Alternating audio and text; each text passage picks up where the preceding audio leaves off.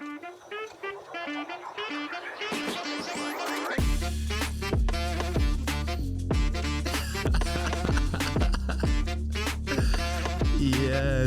yes, yes. Oh my goodness.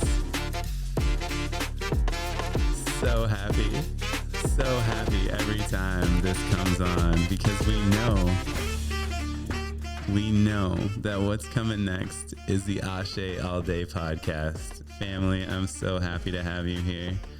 Look, we're just making some adjustments on this camera here, but I'll probably use this one that I'm looking at and chop this up. So there we go. That's a little better.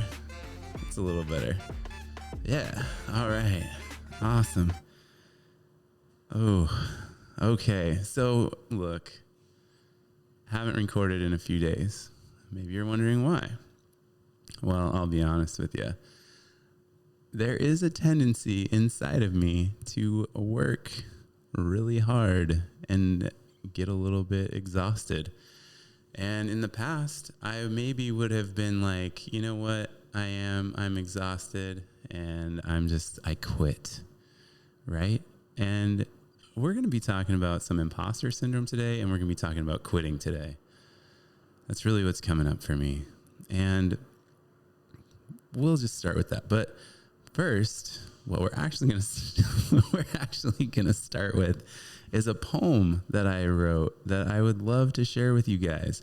And it's called Wallflower. So I will give you a little background on where this poem came from. I was out this weekend, went and saw an incredible DJ Santa Maria. Used to play soccer for the Seattle Sounders.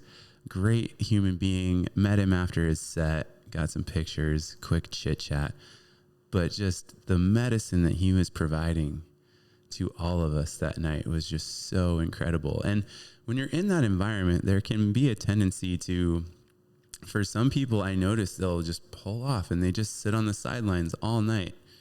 And that's what inspired this poem. So just join me in this moment. Invite you to drop into your body with the breath. Close your eyes. Let go of that stress. Let go of that tension. Let it out. Exhale that poison. Inhale and fill your body with love and light. Make the invitation right now in this moment. It's beautiful. Wallflower. The demise of a wallflower, it is the death of us all. To sit on the sidelines as the world unfolds. This is the lost city of Atlantis. We are the bones, foundation. Break us again and again in order to level up the field of play. We are Axé all day. Let us play. Bigger, bolder, every single day. Fear comes in this place. We stand and embrace.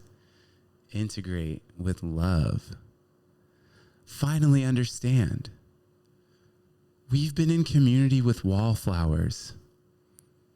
And I am the weeping willow. Tears of joy. Take refuge in the shade of my eternal medicine. Take refuge in the shade of my eternal medicine.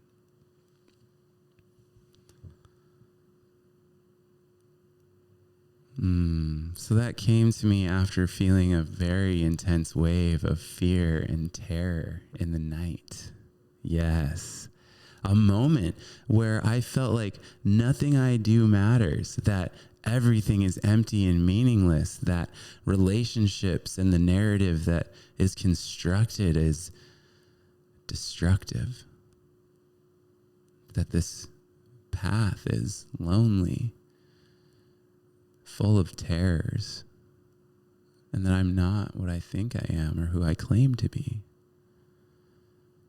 And in that utter horror in this EDM club where I'm dancing out spirits and energy and making new friends and connections and building relationship and living in my truth, these feelings still came up. And here's the beauty of the work, is that in that moment where I was experiencing an emotional dying, a horror and fear that rippled through my body and my reality and immediately painted it darker, an homage to Leonard Cohen, I continued to move forward on my path. Do you see? This is the nature of the work. When everything feels as though it means nothing and you have this absolute horror rolling through your body, you can choose to be present with it and still choose to come back to the moment, to resource in your body, to find your happy place while still honoring that fear and terror. Being an entrepreneur can be scary. Being in an EDM club surrounded by strangers can be scary. Being alone can be scary, especially in our society that pushes relationship and being with someone else in order to create value and codependency and so many other things. It can feel scary. But the work helps us know that those feelings might be our reality in the moment. Yes, this is scary. So what? So what? It is terrifying to make this podcast and put my opinions out into the world, but every time I sit down and do it, I feel like a little kid. It is joy. It is abundance. In this moment, I channel spirit. It's so good. It's so good. And you can do that too. That's your birthright. To keep making moves, to keep living life, to keep being present in the moment, and to experience that horror and fear. Because I'll tell you what, as soon as I got through that layer, and it was quick. That's the other nature of the work, is that these layers will flash. They're not permanent. The only permanent thing is impermanence. The only constant is change.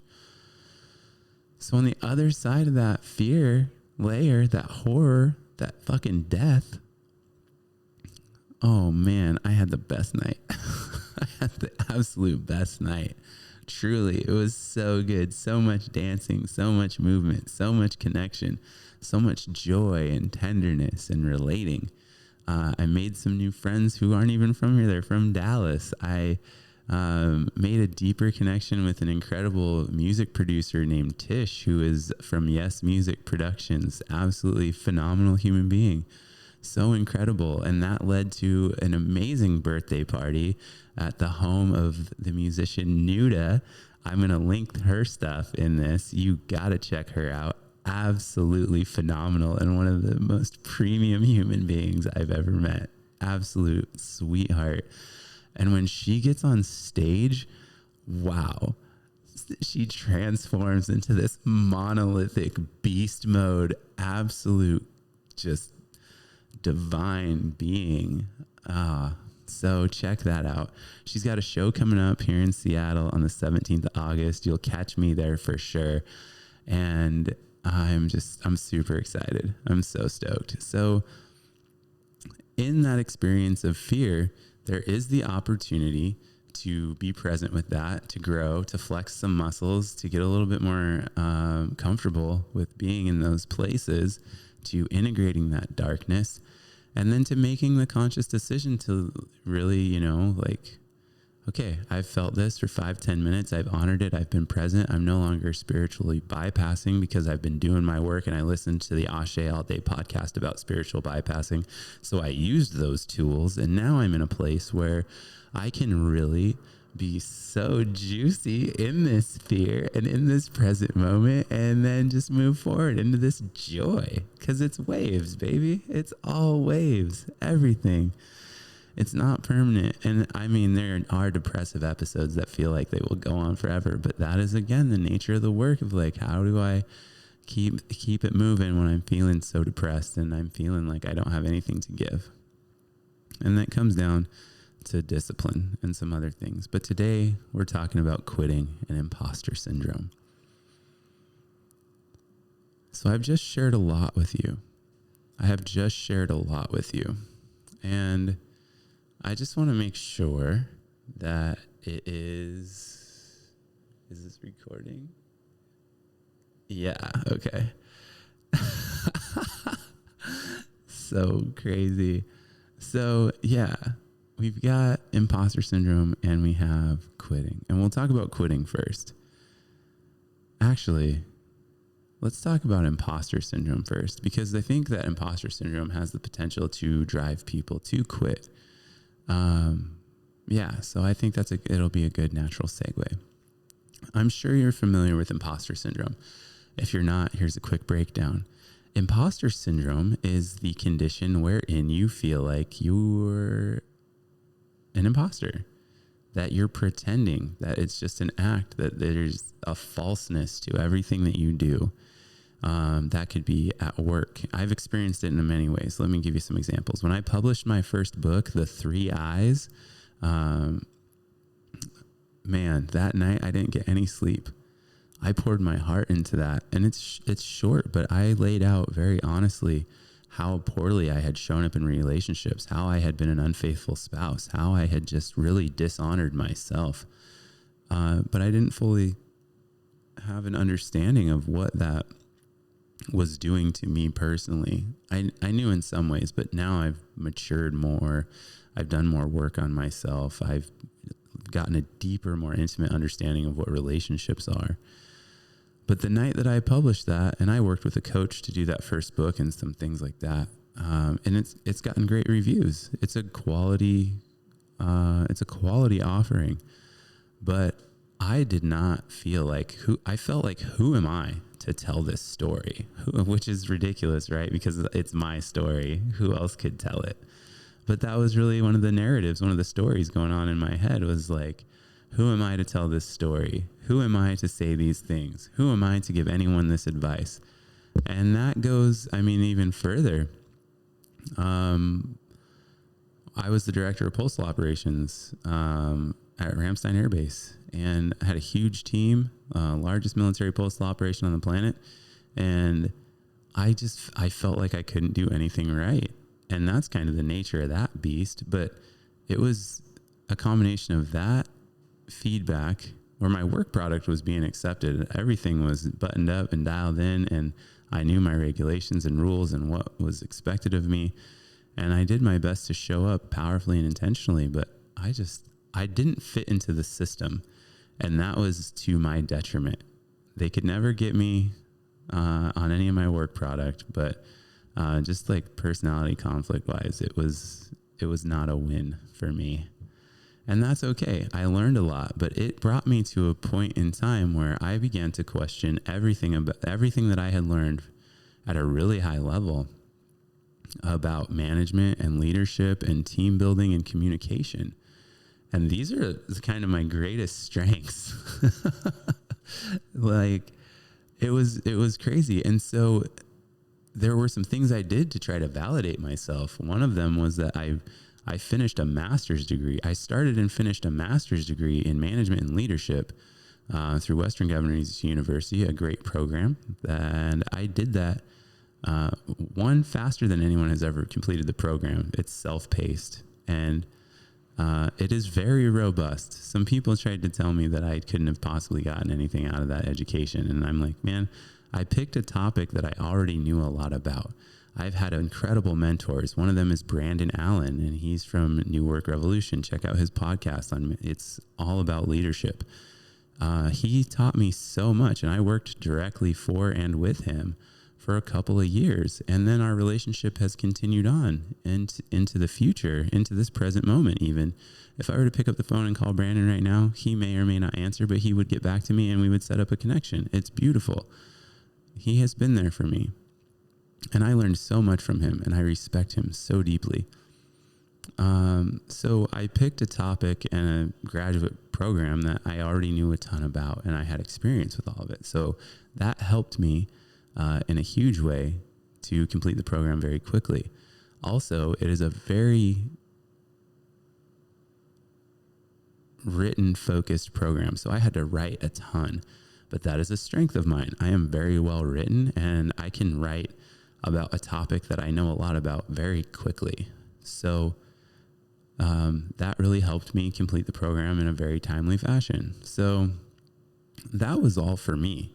And I expended so much time, attention, and energy to validating myself through a graduate level program of education in order to be like, yo, I'm clearly not a bad manager or leader. I have a master's degree in this topic.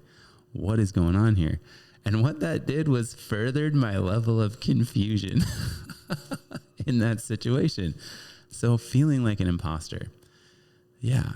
So that makes sense now. So just feeling like an imposter syndrome is feeling like you're, more or less not good enough, that you can't show up powerfully, that you don't know what you're doing, even if you do. And how does that actually manifest? Well, if you have this internal narrative running that says over and over and over and over and over again, you're not good enough, I'm not good enough, I can't do this, I don't know what to do, I don't this and that, that'll beat you down. It will truly beat you down. It is difficult to manage, especially when you start to believe it. That's when you really get into the wickets, into the weeds. And man, you loved ones, you've got to keep your garden clean. You've got to do the work to keep your garden clean. And it's not always easy. It is not always easy.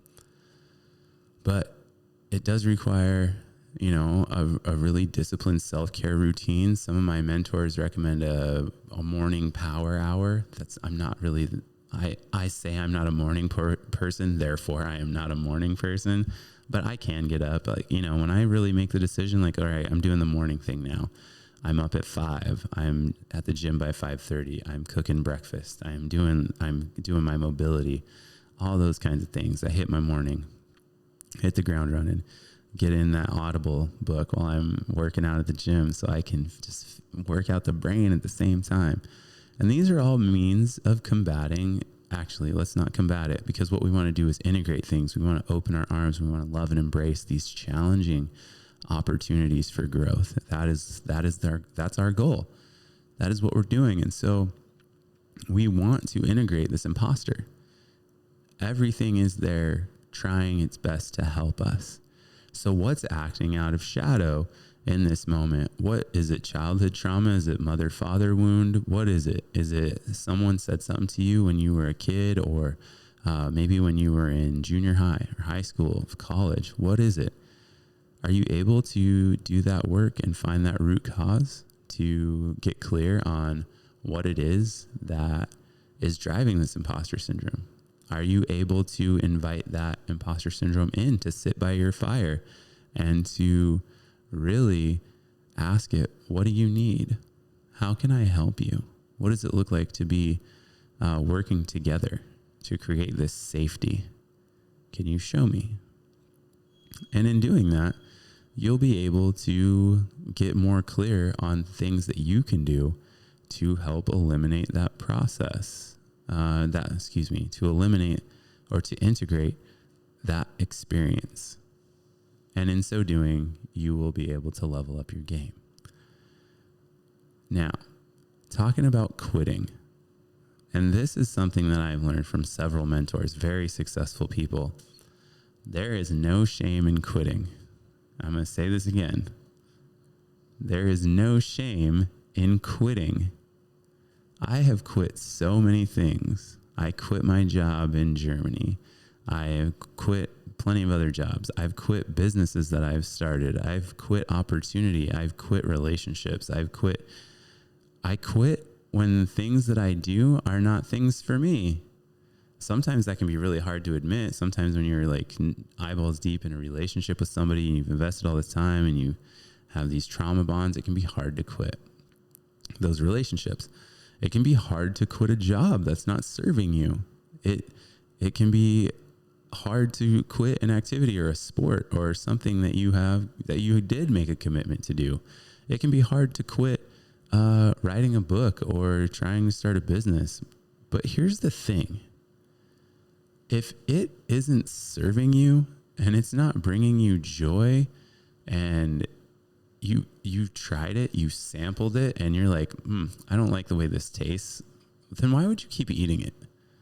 I got to give a shout out to Dexter for saying that last night. He was sharing with me about an experience he had, and it involves some like blue neon glowing clowns and a saxophone. And he was like, it was like I had taken a bite. I didn't like how it tastes, so I spit it out. And I was like, dude, that's actually a really profound way to think about that. I love that. So now I get to pass that knowledge on to you.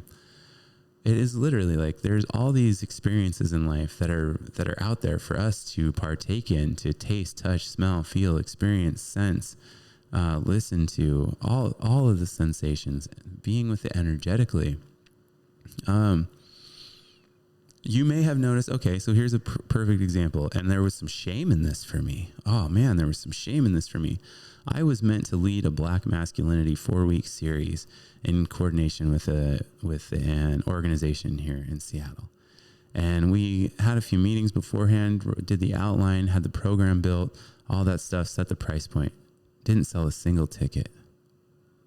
Yeah, didn't sell a single ticket. And I was ashamed of that. There was a part of me took that as a message of my value. Like, no one believes in me. No one thinks I'm worthy. The organization that I had partnered up with doesn't see my value.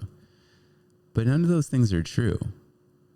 What could be true is that I haven't established enough trust in the local community, or in that specific community, or that demographic, whatever you want to call it, to put a $250 price tag on a 4-week series. Maybe that's the case. That could be true. I'm pretty new to the scene out here. People don't know me. And that's fine. That's okay.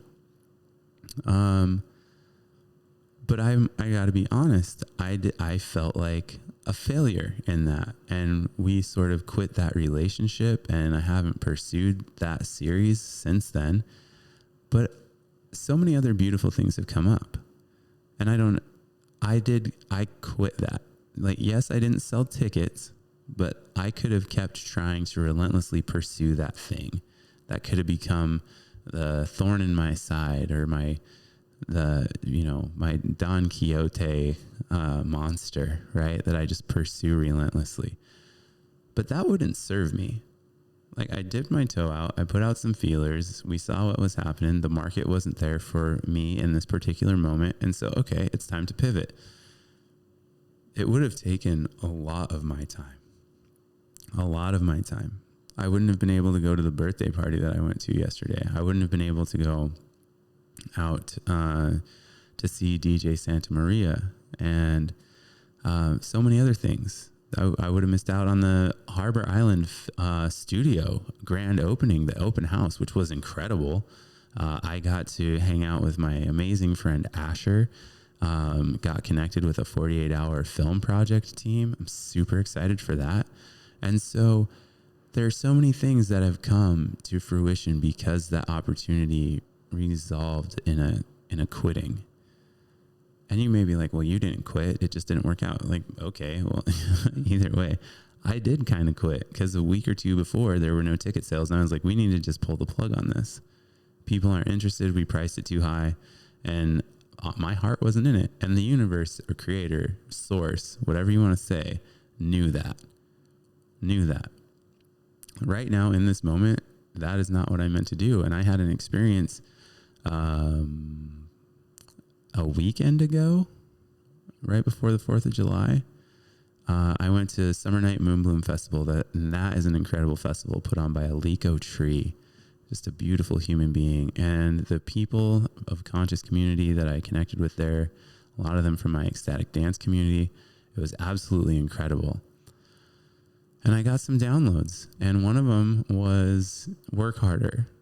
But I've been sitting with that, and it's just like, yo, that is a freaking story that runs in my head constantly. I'm pushing myself. I do this podcast. I'm editing a book. I'm writing a book. I'm constantly writing poetry.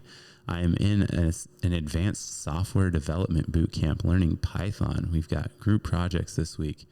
And there are so many other, I'm networking and connecting, and I'm learning. There's so many things that I'm doing. So this message of like, you need to work harder. I was like, oh man, but I'm working so hard already. And what I really came to with that is getting more clear kind of on my self-care practice, my spirituality work, but also just being a bit more intentional with what I'm doing and where I'm giving my energy. I was also given the message to stop seeking collaboration in so many ways. I can totally run a men's group, but I need to do that on my own. I don't want or need to partner with an organization in order to do that. And that's the lesson that's come out of what I consider quitting that engagement. So, and it goes even like with our kids. So many people teach their kids, oh, you can't quit. You got to stick with it. You made a commitment. You got to, or we won't quit relationships. And that's super toxic. Why would you continue to be with somebody you don't want to be with? It's not good for anyone. It's not good for anybody. But we have these stories and these operations and these expectations that are just running our lives that have been there since youth.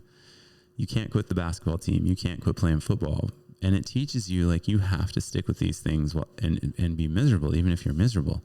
And our traditional education system facilitates this entire process, right? And then that bleeds into, well, I have this job. I should be grateful for it. Well, don't they treat you like garbage? They don't pay you very well and you're totally unsatisfied. Yeah, but I've got these responsibilities. And well, you can't meet your responsibilities if you're not taking care of yourself.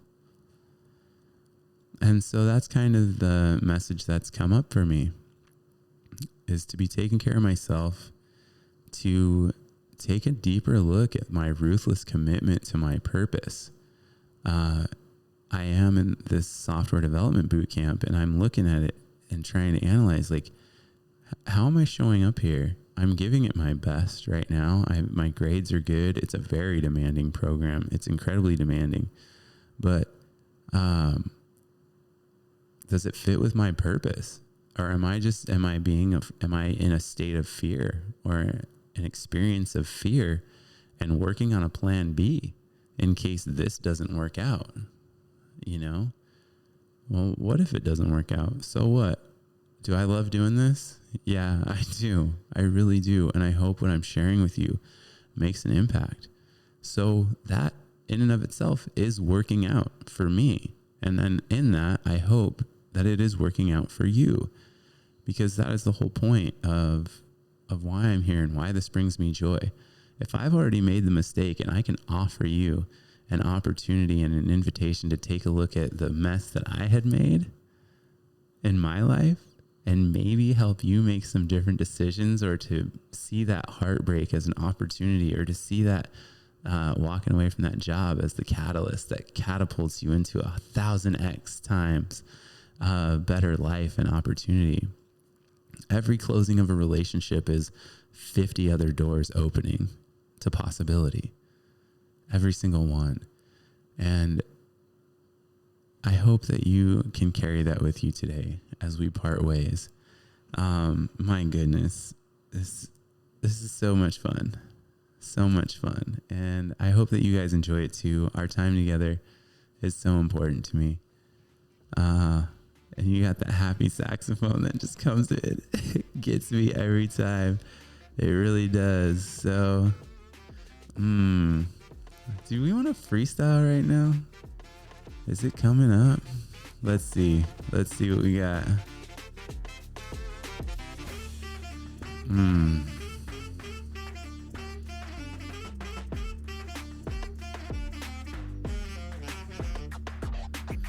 Axé All Day. You know it's the way I'm coming up, and there is no way that I'm gonna fall right flat on my face. I'm picking up the mace and I'm going at a pace that's a little slower, a little bit rewinding. I don't know why it's movie recording time, and it says it's been stopped automatically. The maximum recording time has been reached.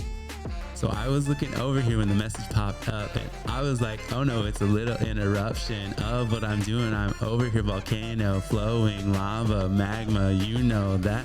Oh, it gets a little hot in here. Can you experience self-judgment with me in this moment? My rhymes should be fire.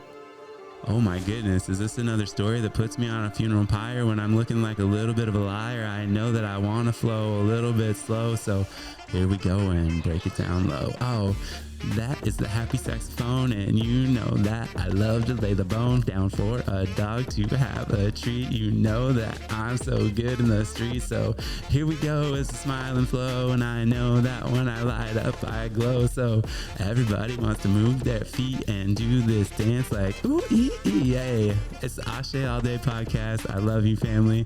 Have such a beautiful time.